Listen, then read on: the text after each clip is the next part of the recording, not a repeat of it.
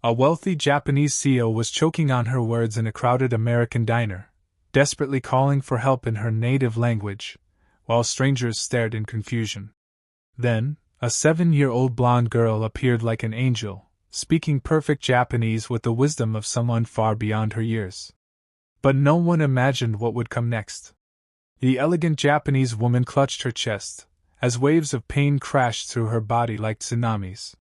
Ko Tanaka, 32-year-old CEO of Tanaka Industries, had conquered boardrooms across 3 continents.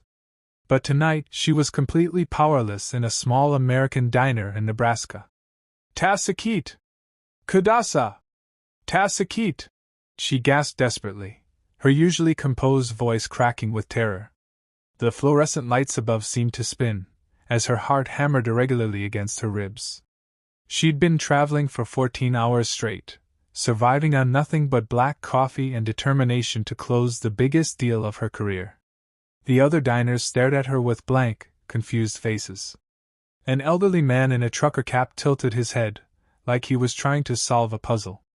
A young couple in the corner booth whispered nervously to each other, the woman pulling out her phone. The muscular cook behind the counter wiped his hands on his apron, looking helpless. "Does anyone speak Japanese?"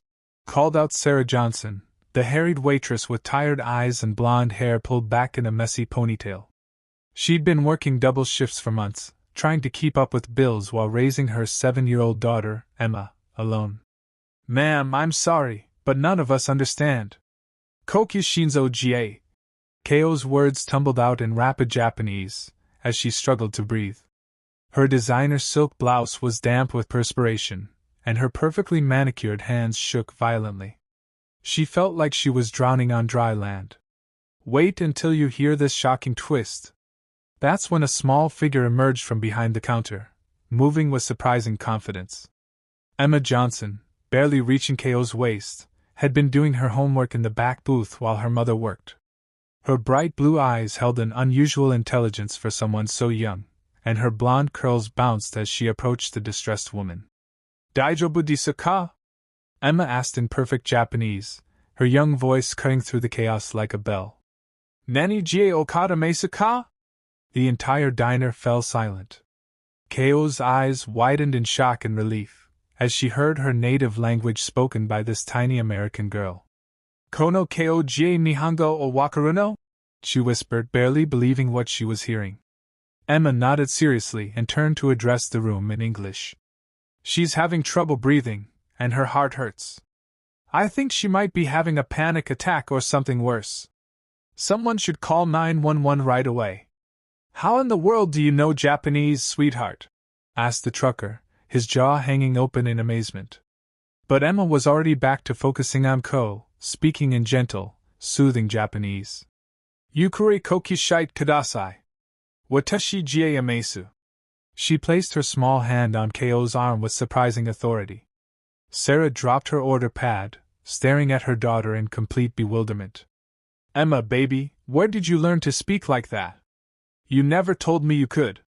"Mama, I'll explain later," Emma said, without taking her eyes off Ko. "Right now, Tanaka-san needs help. She says her chest feels tight, and her heart is racing. I think she's been working too hard and not eating properly." The paramedics arrived within minutes, but by then, Emma had already guided Ko through breathing exercises and helped calm her down. The 7-year-old translated everything for the medical team with the precision of a professional interpreter, using medical terms that stunned everyone present. "Her blood pressure is elevated but stabilizing," reported one paramedic. "Looks like a severe anxiety attack combined with exhaustion and dehydration. She should be fine with some rest and proper care." As Ko was being prepared for transport to the hospital for observation, she grabbed Emma's hand. "Anata wa tenshi desu," she whispered in Japanese. "You are an angel." Emma smiled shyly and responded, "Tanaka-san, genki anai nat kudasai. Please get better soon." After the ambulance left, the diner remained eerily quiet. Sarah stood staring at her daughter, as if seeing her for the first time. The other customers whispered among themselves about the miracle they just witnessed. "Emma Catherine Johnson," Sarah said slowly, kneeling down to her daughter's eye level. "We need to have a very serious conversation about where you learned to speak Japanese like that." Emma looked up at her mother with those wise blue eyes that sometimes seemed far too old for her age. "I learned it from anime shows, Mama. I wanted to understand what they were saying without reading the subtitles, so I taught myself. I've been practicing for 3 years now." 3 years? Sarah's voice rose in pitch. "You've been learning an entire language for 3 years and never told me? I didn't think you'd believe me," Emma said quietly, her confidence suddenly evaporating. "You're always so tired when you come home, and I didn't want to bother you with something that seemed silly." Sarah felt her heart break into a million pieces. Her brilliant daughter had been hiding this incredible gift because she didn't want to burden her overworked mother. "Oh, baby, nothing you do could ever be silly or bothersome to me. You just saved that woman's life." The cook, a burly man named Frank, who'd been working at the diner for 15 years, walked over with tears in his eyes. "In all my years, I ain't never seen nothing like that. That little girl's special, Sarah. Real special." Emma tugged on her mother's uniform. "Mama, do you think Tanaka-san will be okay?" She seemed really scared. "I think she'll be just fine, thanks to you," Sarah said, pulling her daughter into a tight hug. "But Emma, how do you know her name is Tanaka?" She introduced herself when she was trying to ask for help. Emma explained matter-of-factly. She said, "Watashi wa Tanaka ko desu," before she got too scared to talk properly. "That means I am Ko Tanaka in Japanese." Sarah shook her head in amazement. Her 7-year-old daughter had not only learned an entire foreign language in secret, but had done so well enough to handle a medical emergency. She looked around the diner at the faces still staring at them in wonder, and felt a mixture of pride and worry. What other surprises was her extraordinary daughter hiding? 3 days later, Ko Tanaka returned to Murphy's diner, but this time she looked completely different. Gone was the distressed, vulnerable woman from that terrifying night. In her place stood a composed CEO, wearing an impeccably tailored navy business suit and carrying a leather briefcase that probably cost more than most people's cars. The lunch rush was in full swing when she entered, and Sarah nearly dropped a plate of meatloaf when she spotted the familiar face. "Oh my goodness, you're back! How are you feeling?" "Much better, thanks to your daughter," Ko replied in accented but perfect English. Her dark eyes scanned the room until they found Emma sitting in the back booth, working on what appeared to be math homework. "Is that her? The little angel who saved my life?" Sarah nodded, wiping her hands on her apron nervously. "That's my Emma. She's been asking about you every day, wondering if you were okay." Ko walked over to Emma's booth with the graceful confidence of someone accustomed to commanding attention in boardrooms. Emma looked up from her worksheet, her face brightening with recognition. "Tanaka-san?" Emma asked, setting down her pencil. "Ojinki desu ka? Did you get better?" "Hi, Okage-sama de," Ko replied, sliding into the booth across from Emma. "Yes, thanks to you.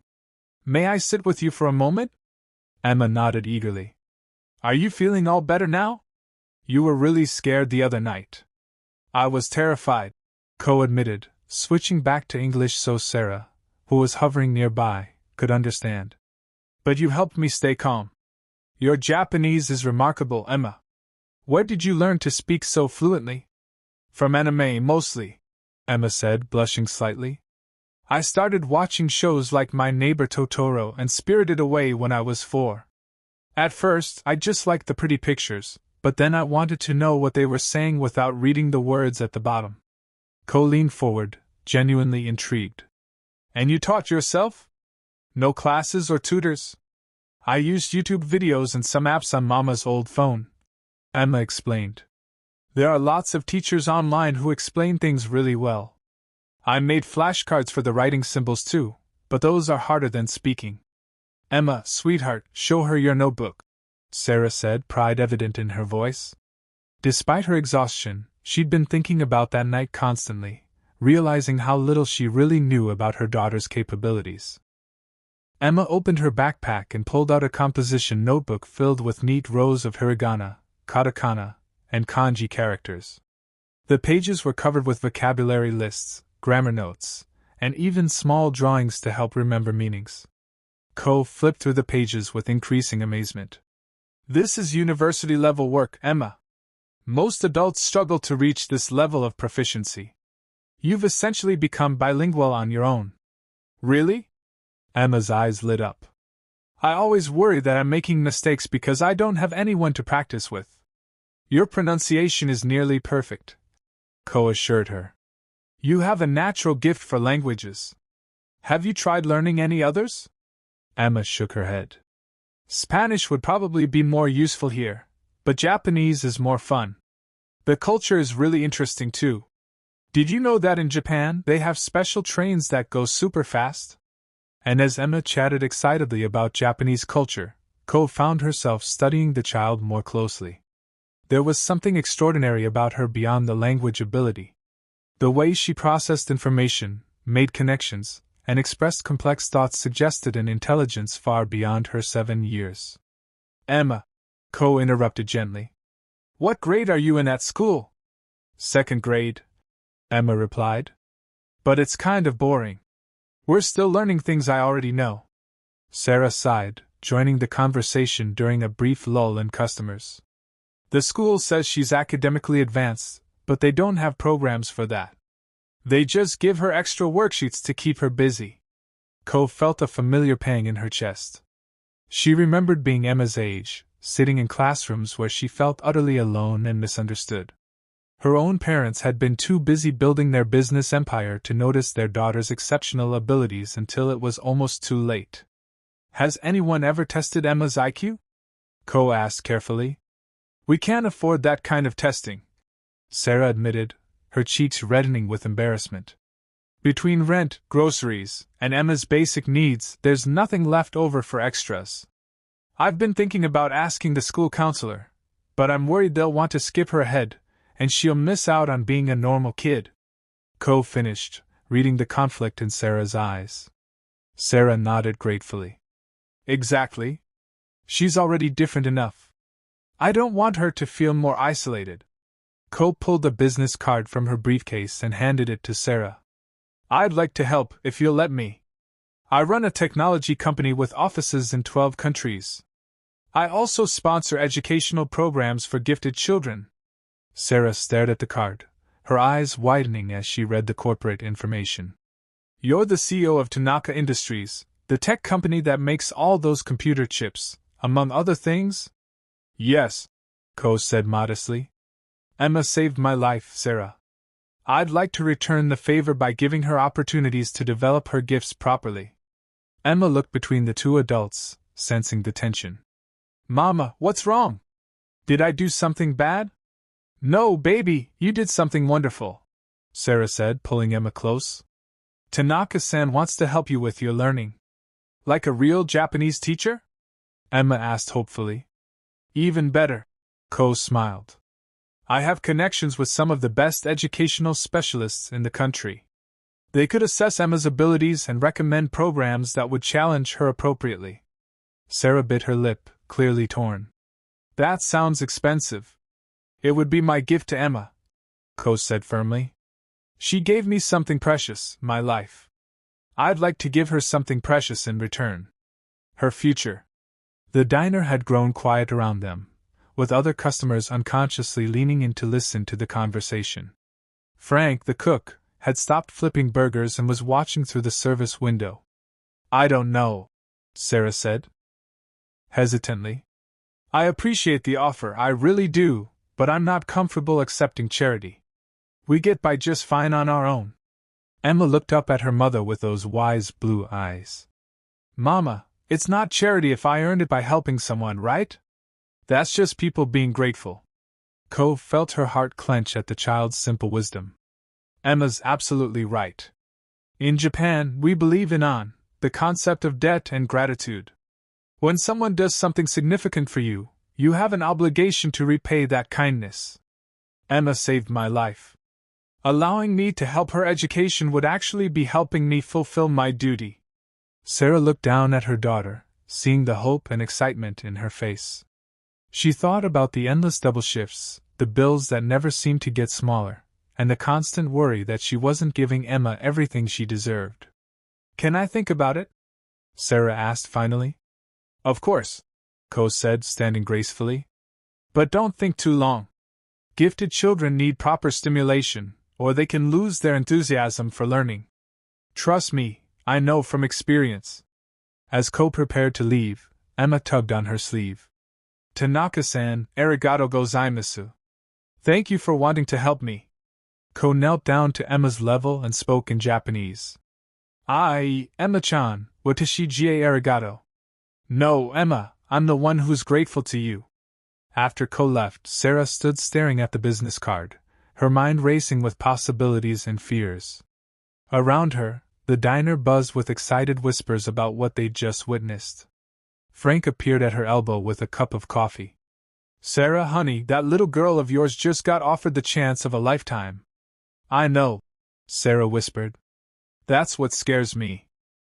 That evening, after the diner closed, Sarah sat at her kitchen table staring at Ko's business card while Emma practiced writing kanji characters at the coffee table. Their small apartment above the diner was cramped but clean, filled with Emma's drawings, library books, and makeshift study materials. "Mama, are you still worried about Tanaka-san?" Emma asked without looking up from her notebook. She was carefully copying the character for Dream, Yum, with remarkable precision for a 7-year-old. Sarah sighed, running her fingers through her hair. "I'm not worried about her, baby. I'm worried about us. What if she gets tired of helping?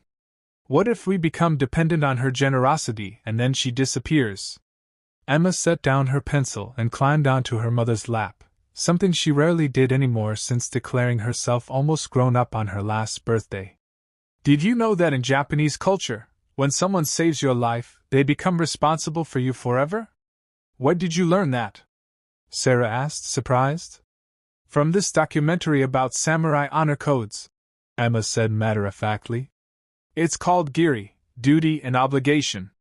Tanaka-san isn't just being nice, Mama. She really believes she owes me." Sarah hugged her daughter tighter, marveling once again at the depth of knowledge housed in such a small body.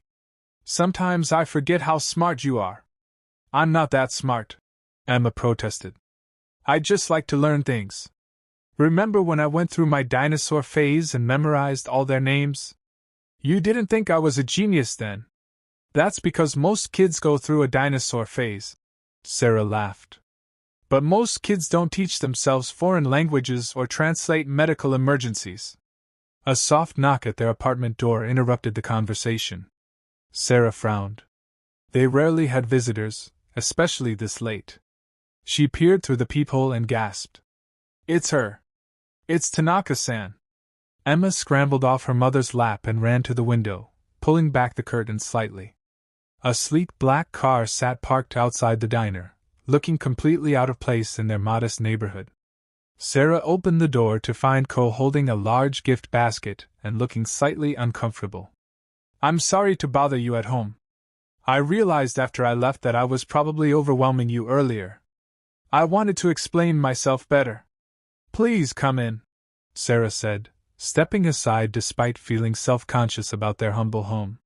"Can I get you some coffee? Tea? Tea would be lovely, thank you," Ko said, taking in the apartment with interest rather than judgment. Her gaze lingered on Emma's study area, noting the careful organization of books, papers, and art supplies. "Emma, may I see more of your Japanese writing?" Emma eagerly brought over several notebooks, chattering about her favorite characters and their meanings. Ko settled on the small couch, genuinely engrossed in Emma's explanations. Sarah busied herself making tea, listening to her daughter speak with more confidence and enthusiasm than she'd ever heard before. It was like watching Emma come alive in a way she never had at school or even at home. "Your stroke order is perfect," Ko told Emma, examining a page of complex kanji. "Even many native speakers struggle with proper brush technique. Who taught you about the traditional way of writing?" "YouTube," Emma admitted shyly. "There's this old calligraphy master who posts lessons. He explains the history behind each character and why the strokes go in certain directions." Ko shook her head in amazement. "Emma, I want to be completely honest with you and your mother about why I'm here. When I was your age, I was a lot like you, too smart for my classes, curious about everything, learning things on my own because school was boring. Sarah returned with 3 mugs of tea and settled into the armchair across from them. What happened? My parents were building their business and didn't notice how isolated I was becoming. Co continued. I grew frustrated, then angry, then eventually I just stopped trying. By the time they realized I needed special educational support, I'd already developed some difficult behaviors. Emma leaned forward intently. What kind of behaviors? I became arrogant and dismissive of other people. I thought I was smarter than everyone, so I stopped listening to teachers, stopped making friends, stopped caring about anything except proving how superior I was. Ko's voice grew quiet. It took years of therapy and a lot of hard work to learn how to connect with people again. Sarah felt a chill run down her spine. Are you saying Emma might? I'm saying that gifted children need proper guidance and challenges, or they can become very lost, Ko said gently. Emma is different from how I was, though. She's naturally empathetic and kind. She learned Japanese not just for herself, but to help you understand the shows you watched together. She saved my life not for praise, but because someone needed help. Emma looked between the two adults, sensing the gravity of the conversation. I don't want to become mean, Mama. I like helping people. And that's exactly why I think you'll thrive with the right support, Ko said, reaching into the gift basket. I brought something for you, Emma. She pulled out a beautifully bound book of Japanese folktales written entirely in Japanese characters. Emma's eyes grew wide with delight. For me? Really? Really. But I have a confession, it's also a test, Ko admitted with a smile. If you can read and understand those stories, then I'll know for certain that your language abilities are as extraordinary as I suspect. Emma immediately opened to the first page and began reading aloud in Japanese, her pronunciation clear and confident. Both women listened in stunned silence as the 7-year-old effortlessly translated the tale of the bamboo cutter and the moon princess. That settles it, Ko said when Emma finished the first story. Sarah, your daughter isn't just gifted. She's what we call profoundly gifted. Her language acquisition abilities are probably in the top fraction of 1% of the population. Sarah felt tears welling up in her eyes. I knew she was special, but I had no idea how special. The question now is what we do about it, Ko said seriously. Continuing to let Emma coast in regular second grade would be like asking a concert pianist to practice Twinkle, Twinkle, Little Star every day. She'll lose her love of learning. Emma looked up from the book, her face serious. Mama, I do get really bored at school. Sometimes I pretend to not know answers so the other kids won't think I'm weird. Sarah's heart broke a little more. Her brilliant daughter was already learning to hide her gifts to fit in. What exactly are you proposing, Ko? I'd like to arrange for comprehensive testing with the best educational psychologists in the country. Then, based on their recommendations, we explore options, specialized schools, accelerated programs, maybe even university courses for certain subjects. University? Sarah gasped. She's 7 years old. Intellectually, she's functioning far above that level, Ko explained. But emotionally and socially, she's still 7. That's why we need experts to design a program that challenges her mind while protecting her childhood. Emma climbed back onto her mother's lap with the book of stories. Mama, would it be okay if I got smarter? I promise I won't become mean like Tanaka-san did when she was little. Ko laughed softly. I wasn't mean when I was little, Emma. I became mean when I was older because no one helped me learn how to use my gifts properly. Sarah looked down at her daughter's hopeful face, then at Ko's earnest expression. The weight of the decision felt enormous. Everything in there simple. Life was about to change, one way or another. If I agree to this, Sarah said slowly, I have conditions. Emma comes first, always. If any of this makes her unhappy or changes who she is as a person, we stop immediately. Agreed, Ko said without hesitation. And I want to be involved in every decision. I may not have fancy degrees, but I'm her mother, and I know her better than any specialist ever will. Absolutely. Sarah took a deep breath. And one more thing, I pay you back eventually somehow. I don't care if it takes 20 years. This isn't charity. It's an investment in Emma's future that I'll repay with interest. Ko smiled, recognizing the fierce pride and love of a protective mother. Deal. But Sarah, you're already paying me back every day by raising such an extraordinary human being. Emma squeezed her mother tight. Does this mean I can learn more Japanese and maybe Chinese too? Both women laughed at the child's immediate enthusiasm for taking on even more challenges. Let's start with getting your Japanese to fluent level first, Ko suggested. Then we'll see what other adventures await. As Ko prepared to leave that night, Emma ran to her and hugged her around the waist. Arigato gozaimasu, anata wa watashi no hero desu. Ko felt tears spring to her eyes as the little girl declared her a hero in perfect Japanese. She knelt down and hugged Emma back. Ai, Emma-chan, anata jie watashi no hero desu. You are my hero. 2 weeks later, Emma sat in the most sophisticated office she'd ever seen, 40 floors above downtown Chicago. Dr. Margaret Chin, one of the country's leading experts in gifted child psychology, observed Emma through one-way glass as the 7-year-old worked through a series of assessments that would typically challenge high school students. This is unprecedented, Dr. Chin whispered to Ko and Sarah, who stood beside her, watching Emma effortlessly solve complex pattern recognition puzzles. I've been doing this for 25 years, and I've never seen anything quite like her. Sarah gripped the observation room railing, her knuckles white with tension. Is that good or bad? It's extraordinary, Dr. Chin replied, making notes on her tablet. Emma's IQ is measuring somewhere north of 180. To put that in perspective, Einstein's was estimated around 160. But more remarkable than her raw intelligence is her emotional maturity and linguistic processing speed. In the testing room, Emma had moved on to a language acquisition simulation.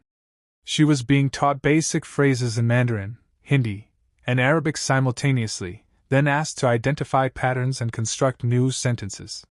Within 30 minutes, she was holding simple conversations with native speakers via video chat.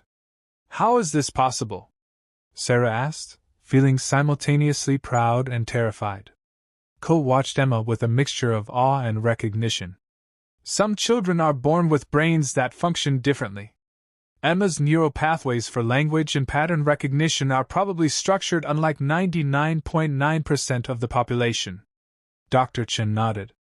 What we're seeing here suggests Emma has what we call savant-level linguistic abilities, but without the typical social or developmental challenges that usually accompany such gifts. She's essentially a genius with the emotional intelligence of a well-adjusted child. The testing continued for 3 more hours. Emma tackled advanced mathematics, logical reasoning, creative problem-solving, and memory challenges. Through it all, she maintained her natural curiosity and infectious enthusiasm, chatting with the testers as if they were old friends. Mama, this is so much fun! Emma called out during a break, waving to Sarah through the glass. Dr. Chen taught me how to say hello in 7 different languages. When the assessments finally concluded, Dr. Chen invited all 3 to her private office. Emma immediately gravitated toward a wall of books, running her fingers along the spines and reading titles in multiple languages. I'll be direct, Dr. Chen began, settling behind her desk. Emma needs immediate educational intervention. Her current school environment isn't just inadequate, it's potentially harmful to her intellectual development. Sarah felt her stomach drop.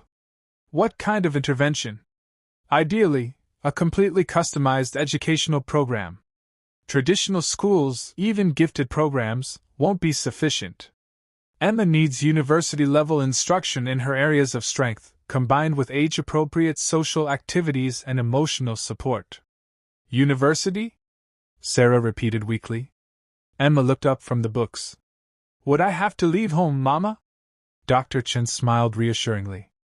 Not necessarily. We can arrange for remote learning with top universities, private tutoring, and specialized language immersion programs. The key is keeping Emma intellectually challenged while maintaining her connection to normal childhood experiences. Co leaned forward. What would something like that cost? For the level of customization Emma requires, probably $200,000 annually. The room fell silent. Sarah felt the blood drain from her face. Even with Ko's generous offer, that kind of money was incomprehensible to a diner waitress. However, Dr. Chen continued, there are foundations and organizations that sponsor exceptional children.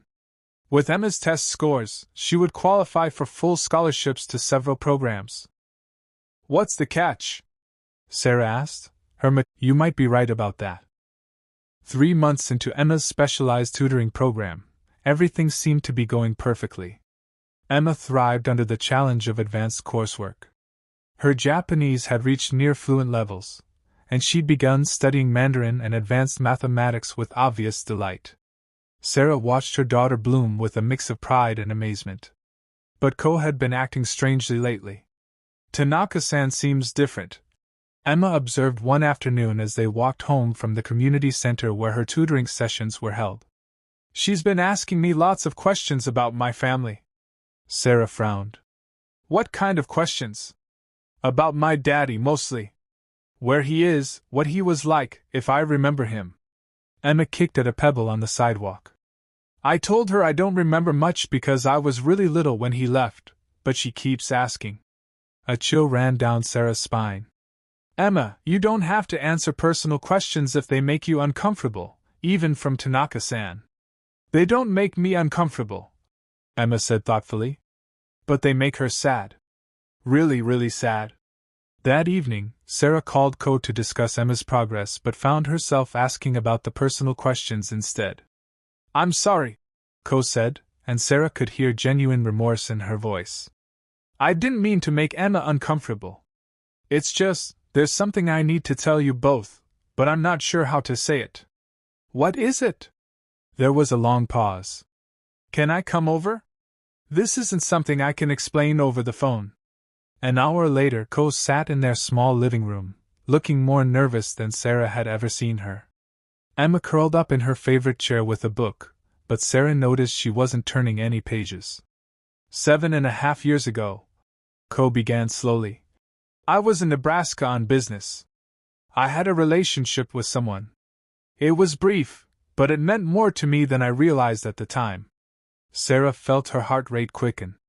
Ko, what are you saying? The man's name was David Johnson. He was working construction on a building project my company was funding. He was kind, funny, incredibly intelligent despite having no formal education. Ko's hands trembled slightly. We spent 3 weeks together before I had to return to Japan. The book slipped from Emma's hands and hit the floor with a loud thud. Both women turned to look at her, but Emma sat frozen, staring at Ko with wide eyes. I didn't know he had a daughter, Ko continued, her voice barely above a whisper. I didn't know about you, Emma. If I had known. Sarah stood up abruptly, her mind reeling. Are you telling me that you think David Johnson is Emma's father? That you had an affair with my daughter's father? Not an affair, Ko said quietly. David told me he wasn't in a relationship. He said he was single, working to support himself while he figured out his next steps in life. He lied, Sarah said bitterly. He was living with me. We'd been together for 2 years. I was 6 months pregnant with Emma when he disappeared without a word. Emma suddenly spoke up, her voice small and confused. Tanaka-san, did you know my daddy? Ko turned to face Emma, tears streaming down her face. I think I might have, sweetheart. And I think he might have left because he was confused and scared, not because he didn't love you. That's not possible, Sarah protested. But even as she said it, pieces were clicking together in her mind. David's sudden interest in Asian culture during those last few weeks, his mysterious phone calls, the way he'd seemed distant and conflicted before he vanished. Ko reached into her purse and pulled out an old photograph. This is the only picture I have of him. Sarah took the photo with shaking hands and gasped. It was definitely David, but younger and happier than she remembered seeing him in those final months. In the picture, he was laughing at something off camera, his arm around a younger version of Co. Emma climbed down from her chair and took the photo from her mother. She studied it intently, tracing David's face with her finger. "He looks happy," she said simply. "He was," Co whispered. "We both were, for those 3 weeks. But when my father discovered the relationship, he threatened to disown me if I didn't return to Japan immediately. He said David was beneath our family's social status." Sarah sank back onto the couch, overwhelmed. "So you just left without telling him?" "I was 24 and completely dependent on my father's approval. I wrote David a letter explaining everything, but I never sent it. I convinced myself it was better to make a clean break." Ko's voice broke. "I had no idea he had a pregnant girlfriend. I had no idea I was destroying a family." Emma looked between the two women, her young mind processing the implications. "So when my daddy left us, it wasn't because he didn't want me." "Oh, Emma," Ko said, dropping to her knees in front of the child. "I think your father left because he was torn between two worlds and didn't know how to choose. That doesn't make it right, but it might explain why he ran instead of fighting for what mattered." Sarah felt anger and grief warring in her chest. "This is why you've been helping us. Guilt over breaking up my family." "Initially, maybe," Ko admitted. "When I realized who Emma was, I felt like I'd been given a chance to fix the damage I'd caused. But Emma is extraordinary in ways that have nothing to do with guilt or obligation. She would be remarkable regardless of who her father is." Emma walked over to her mother and took her hand. "Mama, are you angry at Tanaka-san?" Sarah looked down at her daughter, seeing David's eyes staring back at her with that same direct, unflinching gaze. "I don't know what I am, baby. This is a lot to process. I understand if you want me to leave," Ko said, standing slowly. "I understand if you don't want my help anymore, but please don't punish Emma for my mistakes." Emma surprised them both by walking over to Ko and hugging her. "I'm not mad at you, Tanaka-san. You didn't know about me, and you were scared of disappointing your daddy. Sometimes grown-ups make mistakes when they're scared." Ko broke down completely, holding Emma close while tears poured down her face. "You are so much better than I deserve, Emma-chan." Sarah watched her daughter comfort the woman who had unknowingly destroyed their family 7 years ago and felt something shift in her heart. Anger was easier than understanding, but Emma was right. People made mistakes when they were scared. And Ko had spent the last few months trying to repair damage she hadn't even known she'd caused. "Ko," Sarah said quietly, "do you know where David is now?" Ko looked up hopefully. "I've been trying to find him. I hired a private investigator last month. David Johnson disappeared from Nebraska about 7 years ago and hasn't used his social security number since. It's like he vanished completely." Emma pulled back from Ko's embrace. "Maybe he's scared to come back because he thinks we're mad at him." "Maybe he is, sweetheart," Sarah said softly. "But that's something we'll worry about later. Right now, I need to decide what this means for us going forward." Ko wiped her eyes and straightened her shoulders. "Sarah, I meant what I said. If you want me to walk away, I will. But I hope you'll let me continue helping Emma. She deserves every opportunity, regardless of what happened between her father and me." Sarah looked at her daughter, who was watching both adults with that wise, patient expression she wore when she was thinking hard about something important. "What do you think, Emma? Do you want to keep learning with your special teachers?" Emma nodded immediately. "Yes, but only if you're not sad about it, Mama, and only if Tanaka-san promises to help us find my daddy someday." Ko met Emma's gaze and nodded solemnly. "I promise, Emma. If it's humanly possible to find him, I will." As the three of them sat in the small apartment, surrounded by the debris of revealed secrets and complicated emotions, Sarah realized their story was far from over. They thought they were writing a tale about education and opportunity, but they were actually uncovering a mystery that went to the heart of who they all were. The biggest revelations were yet to come. 6 months later, the phone call that changed everything came on a Tuesday morning while Emma was at her advanced linguistics seminar at Northwestern University. Sarah was working her morning shift at the diner when Ko burst through the door, her usually composed demeanor completely shattered. "I found him," Ko said breathlessly, clutching a manila folder to her chest. "Sarah, I found David." Sarah set down the coffee pot she was holding, her hands suddenly shaking. "Where?" "Seattle. He's been there for 6 years, working under the name Michael Davis." Ko paused, seeming to struggle with her words. "He's been trying to find you and Emma this entire time." The diner seemed to fade away around them as Sarah stared at Ko in shock. "What do you mean, trying to find us?" Ko opened the folder with trembling fingers, revealing pages of documents, photographs, and handwritten notes. "My investigator found these in his apartment. Sarah, David has been hiring private investigators for years, searching for you both. He has pictures of Emma from her school website, newspaper clippings about local events in case you were mentioned, even records of every Sarah Johnson in the United States." Sarah sank into the nearest booth, overwhelmed. "I don't understand. If he was looking for us, why couldn't he find us? We never moved. We never changed our names." "Because," Ko said gently, sitting across from her, "he was looking for Sarah Wilson." Sarah's blood ran cold. "My maiden name. But I changed it legally when Emma was born. I wanted her to have her father's name, even though he'd left." Ko finished. "David doesn't know you changed your name.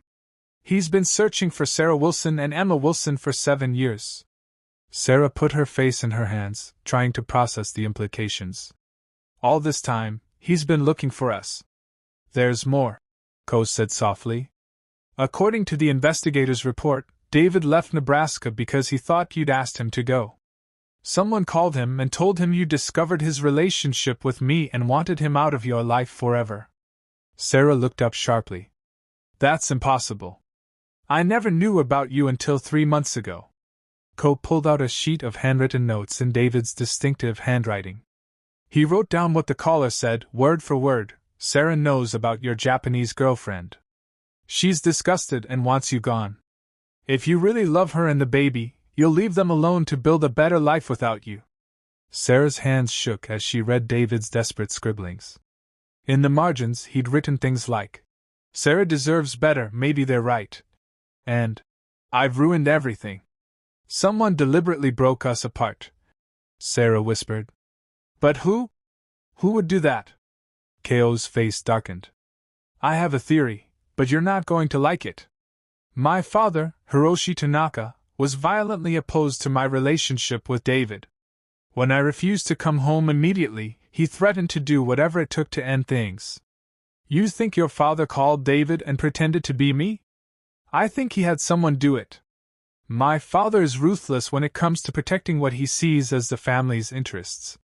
If he discovered David had a pregnant American girlfriend, he would have seen that as leverage to use against both of you." Sarah felt rage building in her chest like a wildfire. "Your father destroyed my family to protect your reputation." "I think so," Ko said, tears streaming down her face. "And Sarah, there's something else. The reason I came to America, the reason I was in that diner the night Emma saved me, I was running away from an arranged marriage my father had set up. I'd finally worked up the courage to defy him, and I ended up in the exact place where I could discover what he'd done all those years ago." Sarah stared at Ko, seeing the pieces of an impossible puzzle clicking together. "You think it was fate?" "I think Emma was meant to save me that night so we could find the truth and fix what was broken," Ko said simply. "That little girl has been fixing broken things her whole life, first by learning Japanese to help you understand the shows you watch together, then by saving my life, and now by bringing all of us together to heal old wounds." At that moment, Emma burst through the diner door, her face glowing with excitement from her university seminar. "Mama! Tanaka-san! You'll never believe what I learned about ancient Chinese poetry today." She stopped mid-sentence, seeing the adults' tear-streaked faces and the documents spread across the table. "What's wrong?" Sarah and Ko looked at each other, then at the remarkable child who had orchestrated their reunion without even knowing it.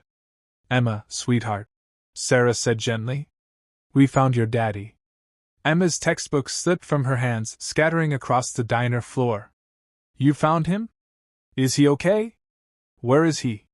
He's in Seattle, and he's okay, Co said. But more importantly, Emma, he's been looking for you and your mama this whole time. He never stopped trying to find you. Emma's eyes filled with tears, but she smiled through them. I knew it. I knew he didn't just stop loving us. Sarah pulled her daughter into a fierce hug. You were right, baby. He never stopped loving us. Someone tricked him into leaving, but he's been searching for us ever since. When can we see him? Emma asked, her voice muffled against her mother's shoulder. Soon, Co promised. I've already arranged for us to fly to Seattle this weekend.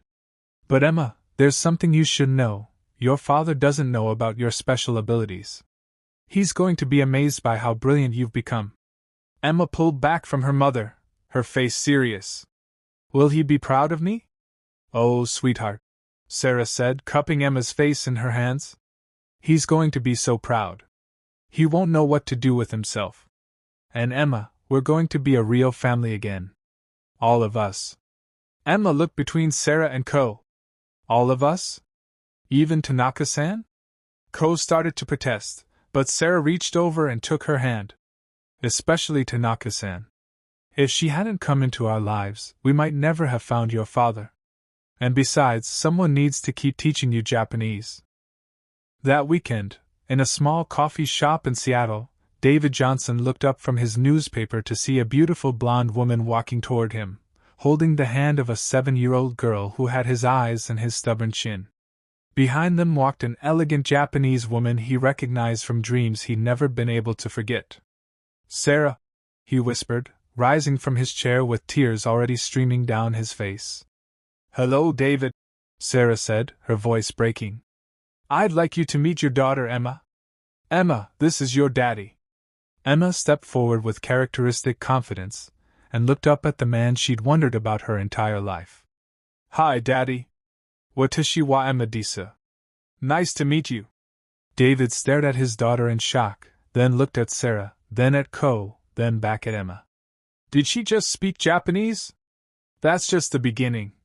Sarah laughed through her tears. David, our daughter is extraordinary, and we have so much to tell you. As the four of them sat down together for the first time, with Emma chattering excitedly about her studies and David marveling at the brilliant child he'd never known, Co reflected on the impossible chain of events that had brought them all together.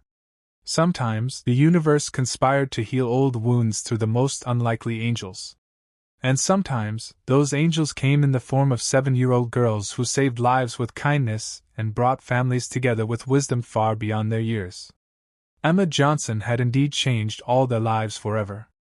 But the greatest miracle was that, in healing others, she'd finally found the complete family she'd always deserved. The little girl who taught herself Japanese to help her mother had taught them all something far more valuable, that love, forgiveness, and second chances could overcome even the cruelest separations. Their story was finally complete.